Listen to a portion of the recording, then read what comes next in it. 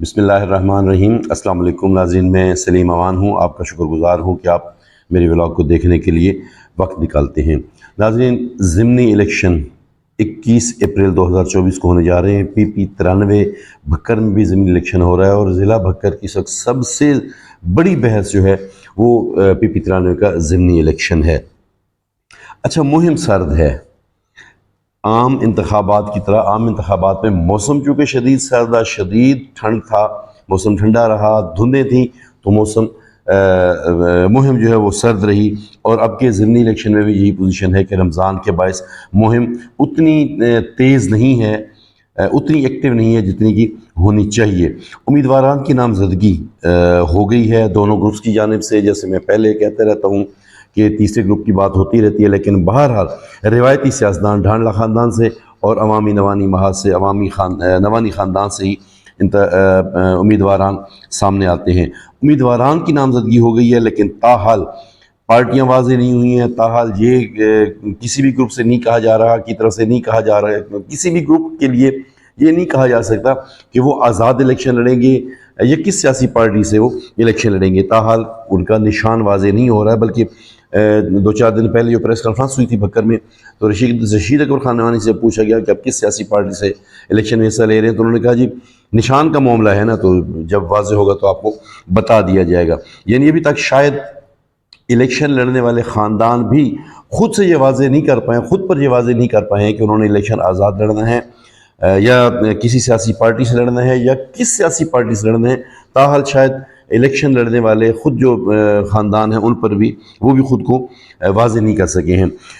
ये भी आप जानते हैं कि यकीनन जीतने वाला PP 93 से जीतने वाला हुकूमती कैंप में पनाहगुज़ी होना ही पसंद करेगा। नवानी ख़ानदान के 2 असम्बली मेंबरान और एक उनके इत्तेहादी आमिर नाज शहानी, वो पहले से ही हुकूमती कैंप में पहुँच चुके हैं।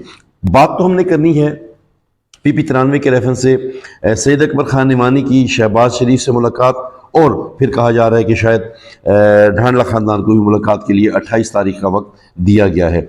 थोड़ा सा पहले हम इससे बात कर लेते हैं कि जो अभी जो जनरल इलेक्शन हुआ है उसमें आप अब के जो हमारे मुतवक्किल उम्मीदवारान हैं उन्होंने कितने वोट लिए थे।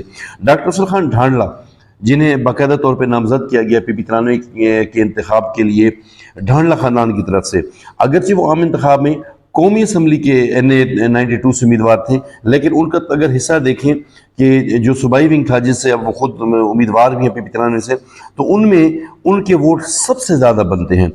उनके वोट बनते हैं 55,499। हालांकि रशीद अकबर खान निमानी NA92 से जीते थे, लेकिन PP 93 से जो हिस्सा बनता है 55,499 वोट बनते हैं डॉक्टर अफजल खान ढांडला के, जो सबसे ज़्यादा वोट हैं। दूसरे नंबर पर रशीद अकबर खान निमानी, जो उनके मुकाबले थे और NA92 से जीते थे, उनके वोट हैं 52,285। इसी तरह यहाँ से जो PP 93 से इलेक्शन जीते थे जनरल इलेक्शन में, अवामी नवानी महाज के लाई हैं आमिर इनायत खान शहानी, इन्होंने 50,285 वोट लिए थे। ज़ियाउल्लाह खान ढांडला जो रनर अप रहे थे PP 93 से, उनके वोट 45,703 हैं। यानी अभी जो ज़ियाउल्लाह खान ढांडला उम्मीदवार, अभी जो डॉक्टर अफजल खान ढांडला हैं, उनके वोट अगर देखे जाएँ तो उनके वोट रशीद अकबर खान निमानी अवामी नवानी इत्तेहाद के सरबराह हैं, उनके वोटों से भी करीब 3,000 ज़्यादा हैं। आमिर इनायत खान शहानी जो उस हल्के से PP 93 से इलेक्शन जीते थे, उनसे भी करीब 5,000 वोट ज़्यादा हैं। और ख़ुद उनके अपने ढांडला ख़ानदान के ज़ियाउल्लाह खान ढांडला से मुकाबले किया जाए तो उनके वोट अफजल खान ढांडला के वोट ज़ियाउल्लाह खान ढांडला से 10,000 वोट ज़्यादा हैं। इस तरह से अगर देखा जाए तो PP 93 से अगर जनरल इलेक्शन का डाटा उठाया जाए तो देखा जाए तो PP 93 से इस वक्त सबसे मजबूत उम्मीदवार जो हैं वो डॉक्टर अफजल खान ढांडला हैं। अच्छा, सिकंदर खान वो उन्होंने लिए थे 22,131 वोट लिए थे PTI के टिकट से, जबकि नसरुल्लाह खान जो थे उन्होंने 10,000 से ज़ायद वोट लिए थे। अब हम देख लेते हैं कि ढांडला ख़ानदान के लिए इस इलेक्शन की कितनी अहमियत है। ये बिल्कुल देखें, ढांडला ख़ानदान में से कोई भी फ़र्द इस वक्त असम्बली में नहीं है।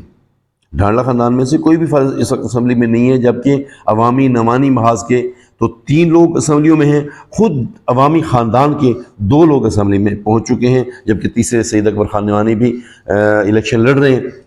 तो इस लिहाज से ये इलेक्शन, ये बाई इलेक्शन शायद अवामी नवानी महाज से भी वो हमीद अकबर खान निवानी प्रेस कॉन्फ्रेंस में कह रहे थे कि सईद अकबर निवानी का असम्बली में जाना बेहद ज़रूरी है। बिल्कुल, असम्बली में वो मतलब नवानी ख़ानदान के वो कायद हैं, उनके दो लोग अगरचे पंजाब असम्बली में, लेकिन वो कहते हैं कि सईद अकबर खान निवानी का असम्बली में पहुंचना बेहद ज़रूरी है।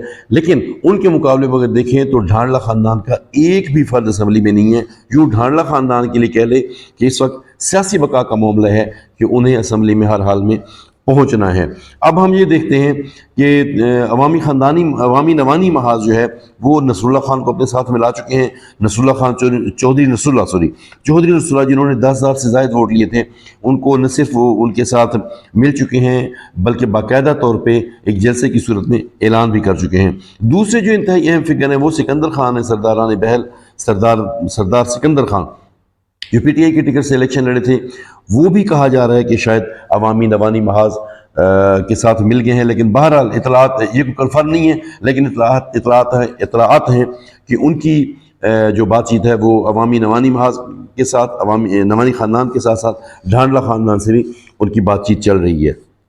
अच्छा, अब अगर देखें तो सिकंदर खान से मुतल्लिक ये थोड़ा सा इबहम यहाँ पे पैदा हो गया है। मैं एक स्टेटमेंट पढ़ रहा था, PTI के रहनुमा है रज़ा खान, उनका ये कहना था कि अगर सिकंदर खान, इस वक्त सिकंदर खान को PTI का उम्मीदवार माना जा रहा है, ठीक है, तो रज़ा खान का ये कहना था कि सिकंदर खान अगर इलेक्शन नहीं लड़ते या किसी के साथ डील कर लेते हैं, जैसे कि इतलात आ रही है कि नवानी ख़ानदान के साथ भी उनकी बातचीत चल रही है और ढांडला ख़ानदान के साथ भी उनकी बातचीत चल रही है, तो रज़ा खान का कहना है कि अगर सिकंदर खान सिरे से इलेक्शन लड़ते नहीं या किसी के साथ डील कर जाते हैं तो हम उनके खिलाफ होंगे और उनके खिलाफ इलेक्शन लड़ेंगे और भरपूर कैंपेन चलाएँगे। अच्छा, अब हम बात कर लेते हैं सईद अकबर खान निवानी की शहबाज शरीफ से मुलाकात की। शहबाज शरीफ से मुलाकात के बाद इतलात ये थी कि शायद सईद अकबर खान निवानी हुकूमती पार्टी के उम्मीदवार हैं। वैसे अगर कहा जाए तो गलत नहीं है, क्योंकि वो पहले ही उनके 3 जो असम्बली मेंबरान हैं वो पाकिस्तान मुस्लिम लीग नून में शमूलियत बाकायदा तौर पर इख्तियार कर चुके हैं। अच्छा, सईद अकबर खान निवानी ने मुलाकात की है और ये कहा जा रहा है कि सईद अकबर खान निवानी शेर के टिकट पर इलेक्शन लड़ेंगे।